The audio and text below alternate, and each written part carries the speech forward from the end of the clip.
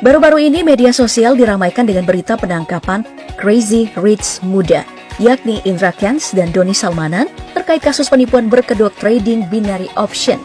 Aku sih emang dari awal udah curiga sih sama kelakuan mereka yang doyan banget pamer kekayaan di medsos. Soalnya yang namanya kaya mendadak itu emang patut dicurigain.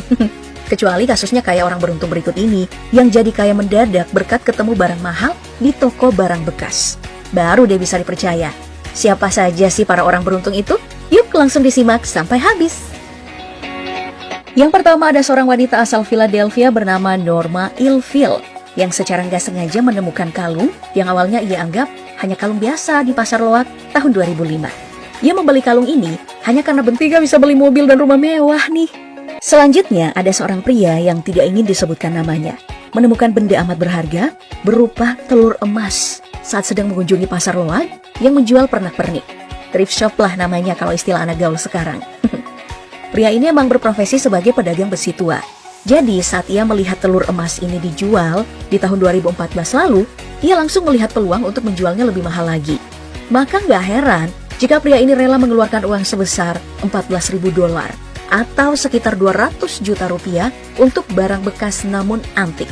Dan ternyata dugaannya benar. Setelah pulang ke rumah dan mencari tahu, ternyata telur emas yang ia beli itu adalah telur Faberge yang telah lama hilang dan bernilai $33 juta atau sekitar 473 miliar rupiah. Nah, telur Faberge ini adalah telur permata yang dibuat oleh perusahaan perhiasan House of Faberge di Saint Petersburg antara tahun 1885 dan 1917 saat Kekaisaran Rusia masih berjaya sebagai telur pasca mewah.